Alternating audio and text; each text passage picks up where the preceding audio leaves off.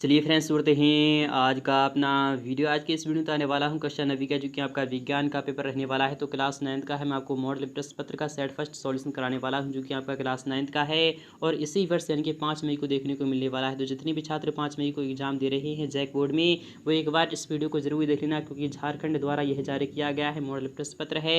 Set first का आपको complete solution बताने वाला हूँ, जो कि आपको 5 मई को देखने को मिलने वाला है। तो आपका क्लास 9th का बताऊंगा, सब्जेक्ट यानी साइंस का बताऊंगा और 40 ऑब्जेक्टिव क्वेश्चन बताऊंगा, जिसमें कि समय आपको 1.5 घंटे का मिलेगा, जिसमें कि पूर्णांक आपका 40 मार्क्स का पेपर होगा, जो कि आपका फर्स्ट टर्म एग्जाम होगा और 5 मई को आपको ये देखने को मिलने वाला है।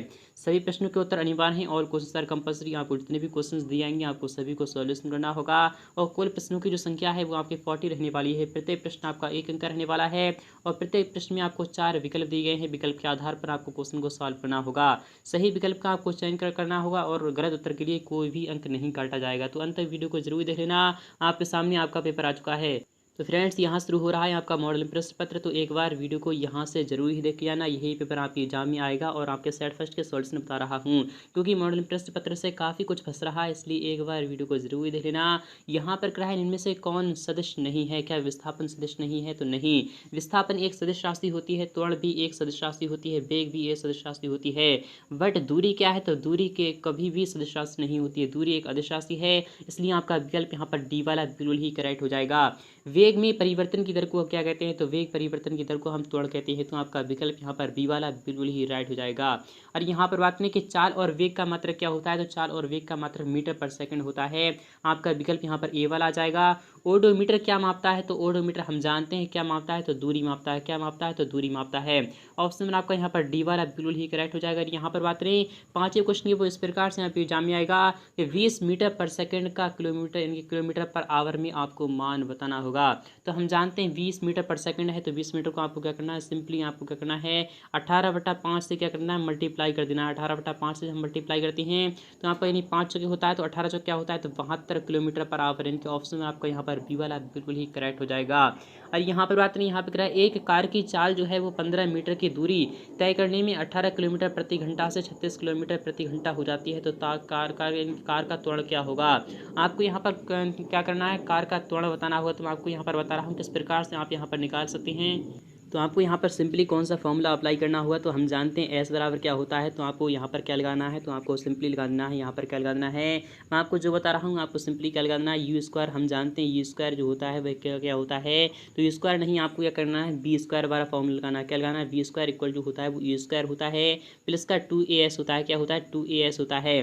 तो वी स्क्वायर इनके अंतिम क्या है, तो अंतिम चाल आपको कितनी है यहाँ पर प्रति घंटा कितनी है, तो 36 किलोमीटर पर आवर है। तो 36 का जब हम स्क्वायर करते हैं तो यहाँ पर क्या होता है, तो 36 × 36 यहाँ पर हम लिख दे रहे हैं। और यहाँ पर यू स्क्वायर कितना है, तो आपका 18 यानी कि 18 × 18 है। और यहाँ पर कितना है, प्लस का 2as आपको यानी कि एक आपको निकालना है और एस आपका कितना है, तो 15 दिया जा रहा है। तो आपको 18 से हम काटते हैं तो 18 दूना आता है और इसे हम 18 से काटते हैं तो आपको यहाँ पर दूना आता है। जब हम यहाँ पर क्या करते हैं तो आपको यहाँ पर 2 दूना 4 आ रहा है। 4 इक्वल आपको कितना आ रहा है, तो 2as आ रहा है। क्या आ रहा है, तो 2as आ रहा है। तो आपको यानी 2 से हम काटते हैं कि 2as आ रहा है, तो आपको यानी कि सिंपली आपको करना है 2as इक्वल आपको कितना आ रहा है, तो 4 आ रहा है। 2as इक्वल आपको यहाँ पर 4 आ चुका है। अगर यहाँ पर हम देखें तो यहाँ पर s का मान यहाँ पर कितना दिखा रहा है, तो s का मान यहाँ पर दिखा रहा है 15 मीटर है। इक्वल में आपका 4 चल रहा है, तो आपको यहाँ पर 2a यहाँ पर चल रहा है और यहाँ पर आपका क्या आ जाएगा, तो 4/15 यहाँ पर हो जाएगा। और यहाँ पर हम 2 से काटते हैं तो 2 ने यहाँ पर 2 से कट जाएगा, तो 15 दूनी यहाँ पर क्या आ जाएगा, तो 1 पॉइंट समथिंग आएगा। तो आपका जो मान आएगा वह कितना आ जाएगा, तो 1.5 मीटर पर सेकंड स्क्वायर आ जाएगा। नेक्स्ट ये बात नहीं, यहाँ पर कह रहा है कि बल का सही मात्रक क्या होता है, तो बल का सही मात्रक आपका न्यूटन होता है और मीटर पर सेकंड आपका यानी वेग का होता है किलोग्राम मीटर पर सेकंड, यह किसका होता है आपको वो लिखना होगा। 8वें क्वेश्चन की बात नहीं, यहाँ पे कह रहा है 1 न्यूटन किसके बराबर होता है, तो हम जानते हैं 1 न्यूटन होता है वह किसके इक्वल होता है, तो हमने पढ़ा है एफ इक्वल जो होता है वो क्या होता है, तो एम ए होता है। क्या होता है, एफ इक्वल जो होता है वो एम ए होता है। यदि 1 न्यूटन की बात हो रही है यहाँ पर, तो 1 न्यूटन जो हो जाएगा भाई कितने क्या हो जाएगा, तो 1 न्यूटन तब होगा, 1 न्यूटन तब होगा, एफ का मान तब होगा जब द्रव्यमान भी 1 किलोग्राम हो। और यानी कि क्या होता है, और यहाँ पर क्या यानी कि एम ए है और यहाँ पर यानी मीटर पर सेकंड स्क्वायर, यानी कि ऑप्शन में आपका पहला वाला बिल्कुल राइट हो जाएगा। 1 किलोग्राम मीटर पर सेकंड स्क्वायर यानी कि पहला वाला ऑप्शन आपका बिल्कुल ही राइट हो जाएगा। 3 पिंड ए बी सी के द्रव्यमान क्रमशः 5 किलोग्राम, 2 किलोग्राम, 10 किलोग्राम है, इनमें से किसका जड़त्व सबसे कम होगा। सबसे कम जो जड़त्व होगा वो किसका हो जाएगा, तो 2 का होगा, यानी बी वाला ऑप्शन आपका बिल्कुल ही राइट हो जाएगा। 1 किलोग्राम द्रव्यमान पर यानी कि 1 न्यूटन का बल लगाने पर उत्पन्न त्वरण आपको निकालना होगा, तो 1 मीटर पर सेकंड स्क्वायर हो जाएगा। क्या हो जाएगा, 1 मीटर पर सेकंड स्क्वायर आएगा, क्योंकि एफ इक्वल जो होता है वो एम में होता है। उस प्रकार से आपका 1 मीटर पर सेकंड स्क्वायर आ चुका है। और यहाँ पर बात करें कि न्यूटन की गति के पहले नियम से क्या मिलता है, तो न्यूटन की गति से पहले नियम से जड़त्व की परिभाषा मिलती है। ऑप्शन नंबर का पहला वाला बिल्कुल राइट हो जाएगा। न्यूटन की गति के कौन से नियम से बल मापने का सूत्र मिलता है, तो बल मापने का जो सूत्र होता है वो दूसरे नियम से मिलता है। एफ इक्वल जो होता है वो एम में होता है। तो हम जानते हैं एफ जो होता है वो द्रव्यमान की क्या होता है, अनुक्रमानुपाती होता है। इस प्रकार से आपको मिलता है। नेक्स्ट बात नहीं, यहाँ पर करा जी का मान क्या होता है, तो जी का मान जो होता है वो 9.8 मीटर पर सेकंड स्क्वायर होता है। 9.8 मीटर पर सेकंड स्क्वायर होता है। नेक्स्ट बात नहीं, 60 किलोग्राम द्रव्यमान में से किसी मनुष्य का चंद्रमा पर भार कितना हो जाएगा, तो चंद्रमा पर जो भार हो जाएगा वह कितना हो जाएगा, तो यानी कि जी का मान यहाँ पर इतना होता है। चंद्रमा पर जो भार हो जाएगा वह कितना हो जाएगा, 1/6 होता है। इनके आपको सिंपली यहाँ पर 10 न्यूटन हो जाएगा। क्या हो जाएगा, तो 10 न्यूटन हो जाएगा। शरबत बनाते समय इनके पानी में चीनी मिलाने पर चीनी पानी में मिल जाता है। यह पदार्थ के कणों के किस गुण को दर्शाता है, पदार्थ के कणों के बीच रिक्त स्थान होता है। पदार्थ गतिशील होते हैं, पदार्थ चिकन एक दूसरे को आकर्षित करते हैं, या फिर उपरोक्त में सभी। तो आपका क्या आ जाएगा, तो आपको सिंपली यहाँ पर इनके सभी ऑप्शन बिल्कुल ही करेक्ट होने वाले हैं। पदार्थों के कणों के बीच रिक्त स्थान भी होता है, इसका भी यह कारण है। और पदार्थ गतिशील होते हैं, इसका भी यही कारण है। पदार्थ चिकने एक दूसरे को आकर्षित करते हैं, ये भी आपका यह एक कारण होता है। इसलिए आपका विकल्प यहाँ पर डी वाला बिल्कुल ही करेक्ट हो जाएगा। निम्नलिखित में से कौन सा पदार्थ है जो, यानी पदार्थ का उदाहरण है, क्या विचार एक पदार्थ है, तो नहीं। क्या शीत एक पदार्थ है, तो नहीं। शीतल पेय एक पदार्थ है, स्नेह भी एक पदार्थ नहीं है। तो आपका विकल्प यहाँ पर सी वाला बिल्कुल राइट हो जाएगा। शीतल पेय यानी ठंडा जल जो होता है वो आपका यानी पदार्थ होता है, इसलिए आपका विकल्प सी वाला राइट हो चुका है। और यहाँ पर बात करें दो विभिन्न पदार्थों के कणों का स्वतः मिलना क्या कहलाता है, तो स्वतः मिलना क्या कहलाता है मैं आपको यहाँ पर बताती हूँ, तो विसरण कहलाता है। क्या कहलाता है, विसरण कहलाता है। और किसी तत्व की द्रव्यमान प्रति इकाई आयतन को हम क्या कहते हैं, किसी तत्व के द्रव्यमान प्रति इकाई आयतन को हम घनत्व कहते हैं। क्या कहते हैं, घनत्व कहते हैं, क्योंकि डेंसिटी इक्वल क्या होता है, तो आपको सिंपली आपको पता होगा कि मास बटे वॉल्यूम होता है। क्या होता है, मास बटा वॉल्यूम होता है। और यहाँ पर बात नेक्स्ट वाले क्वेश्चन यहाँ पर करा है, 2 ग्राम हाइड्रोजन 16 ग्राम ऑक्सीजन के साथ मिलकर 18 ग्राम जल का निर्माण करता है। यह नियम किस नियम को दर्शाता है, तो आपको द्रव्यमान संरक्षण का नियम, तो नहीं। द्रव्यमान संरक्षण का नियम नहीं, स्थिर अनुपात का नियम है। क्या है, स्थिर अनुपात का नियम है। और यहाँ पर बात है कि जल में हाइड्रोजन एवं ऑक्सीजन के द्रव्यमान का अनुपात 1:8 होता है। यह किस नियम को दर्शाता है, यह भी आपका द्रव्यमान इनके स्थिर अनुपात नियम को दर्शाता है।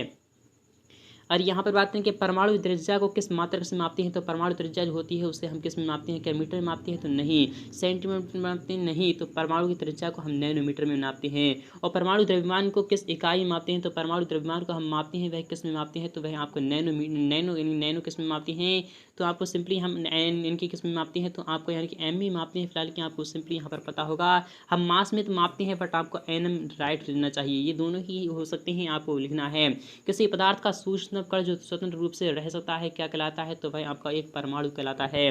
और यहाँ पर बात नेक्स्ट वाला क्वेश्चन क्या कर रहा है, यहाँ पर क्या है, जल की परमाणुता कितनी होती है, तो जल जो होता है उसमें कितने परमाणु पाए जाते हैं, तो उसमें 2 परमाणु पाए जाते हैं, हाइड्रोजन और ऑक्सीजन पाए जाते हैं। हाइड्रोजन के 2 परमाणु और ऑक्सीजन के 1 परमाणु, तो ये मिलकर कितने परमाणु हो जाएंगे, तो 3 परमाणु हो जाएंगे। इनमें से कौन एक यानी कौन से यहाँ पर क्या निम्नलिखित में से किस यौगिक की परमाणुता जो है वो आपकी 5 हो जाएगी। तो हम जानते हैं अमोनिया का जो फॉर्मूला होता है वह क्या होता है, तो NH3 होता है। क्या होता है, NH3 होता है। इसमें तो आपके 4 मिल रहे हैं। और यहाँ पर बात करें कि कार्बन डाइऑक्साइड में कितना है, तो CO2 है, इसमें भी आपके 3 मिल रहे हैं। और कैल्शियम कार्बोनेट में आपको कितने मिल रहे हैं, तो CaCO3 है। यहाँ पर कितना है, यहाँ पर कितना है, तो ऑक्सीजन यहाँ पर कितना है, मैं आपको यहाँ पर बताती हूँ। कैल्शियम है और यहाँ पर कार्बन है और यहाँ पर O3 यानी 3 है, तो 3 तो 5 हैं। यानी कि ऑप्शन में आपका यहाँ पर बिल्कुल ही सत्य हो जाएगा सी वाला। कैल्शियम कार्बोनेट जो होता है उसमें की परमाणुता 5 होती है। कैल्शियम हाइड्रोक्साइड का जो सूत्र होता है वह क्या होता है, मैं आपको बताती हूँ। कैल्शियम हाइड्रोक्साइड का जो सूत्र होता है COH का होल प्राइड होता है। यहाँ पर कैल्शियम ऑक्साइड का होता है, यहाँ पर कैल्शियम कार्बोनेट का होता है, यहाँ पर CaCl2 कैल्शियम क्लोराइड का होता है। नाइट्रिक अम्ल का आणविक द्रव्यमान आपको ज्ञात करना होगा। तो नाइट्रिक अम्ल का जो होता है वह कितना होता है, तो आपको सिंपली पता होगा। नाइट्रिक एसिड जो होता है तो NH3 क्या होता है, Na क्या होता है, HNO3 होता है, क्या होता है, आपको सिंपली नाइट्रिक एसिड का फॉर्मूला पता होना चाहिए कि HNO3 होता है, H का कितना होता है तो 1 होता है, और इनके नाइट्रोजन का कितना होता है तो नाइट्रोजन का हम जानते हैं 14 होता है, और यहाँ पर 16 की 48 कितना होता है, ये इसका आपका कितना होता है तो 16 होता है। तो 48 और 14 कितने हो जाएंगे तो आपके 62 हो जाएंगे, और एक 63 यानी कि 63 आपका सिंपली यहाँ पर इनके पहला वाला ऑप्शन आपका बिल्कुल ही राइट हो जाएगा। और यहाँ पर बात करें कि कोशिका की खोज किसने की थी, तो कोशिका की जो खोज की थी वो रॉबर्ट हुक ने की थी, आपका विकल्प यहाँ पर ए वाला आ जाएगा। और यहाँ पर बात नेक्स्ट वाले क्वेश्चन यहाँ पर क्या है, निम्नलिखित में से कौन से जीव एक कोशिकीय है, क्या पैरामीशियम एक जीवी है इनके, हाँ तो हाँ आपका विकल्प पहला वाला राइट हो जाएगा। पाद कोशिका की खोज इनकी बाहरी परत क्यों है, क्या है तो आपका प्लाज्मा झिल्ली है, कोशिका भित्ति है, केंद्र का फिर कोशिका द्रव्य है। तो की पादप कोशिका की जो इनकी बाहरी परत होती है वो क्या होती है, क्या कोशिका भित्ति है, प्लाज्मा झिल्ली, या फिर आपका क्या है तो आपको सिंपली कोशिका भित्ति पे लगा देना है। नेक्स्ट बात है कोशिका भित्ति बनी होती है, तो कोशिका भित्ति किसकी बनी होती है तो सेल्यूलोज की बनी होती है। और यहाँ पर बात है कोशिका झिल्ली का यानी कोशिका के बाहर से अपने भोजन तथा अन्य पदार्थों के ग्रहण करने की प्रक्रिया को हम क्या कहते हैं, वर्णात्मक पारगम, या फिर आपको इंडोसाइक्लोसिस, या फिर अवशोषण, या फिर आलुपरासरण। तो आपका पहला वाला राइट हो जाएगा। नेक्स्ट बात है कि कोशिका में आनुवांशिक गुणों की सूचना कहाँ पर होती है, तो कोशिका में जो होती है वो कहाँ पे होती है, कोशिका द्रव्य में नहीं, राइबोसोम में नहीं, गुणसूत्र में नहीं, तो आपका किसमें माइटोकॉन्ड्रिया में होती है, राइबोसोम में, आपकी कौन सा हो जाएगा। आपको इसका जवाब कमेंट सेक्शन में लिखना होगा, मैं आपको वेट करूंगा, इसका सॉल्यूशन आपको खुद ही देना है। लाइसोसोम कौन बनाता है, तो लाइसोसोम कौन बनाता है तो आपको सिंपली पता होगा कि लाइसोसोम जो बनाता है वहाँ पर राइबोसोम बनाता है। नेक्स्ट वाला क्वेश्चन क्या कह रहा है, किसी विशेष कार्य को करने के लिए कोशिका का एक विशेष समूह बनाती है, इस समूह को क्या कहते हैं, किसी विशेष कार्य को करने के लिए कोशिका एक विशेष समूह बनाती है, इस समूह को हम क्या कहते हैं, कोशिका के समूह को हम ऊतक कहते हैं।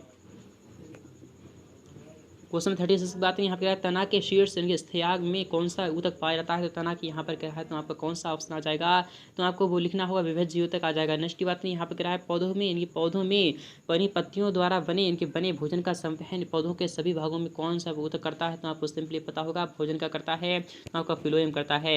अस्थि एवं मांसपेशियों को जोड़ने की इनके जोड़ने वाली रचना क्या कहलाती है, इनके अस्थि और यहाँ पर क्या है इनके मांसपेशियों को जोड़ने वाली वो होती है, तो आपको तंत्रिका कहलाती है, टेंडिन या फिर आपका लिगामेंट आपको लिखना होगा।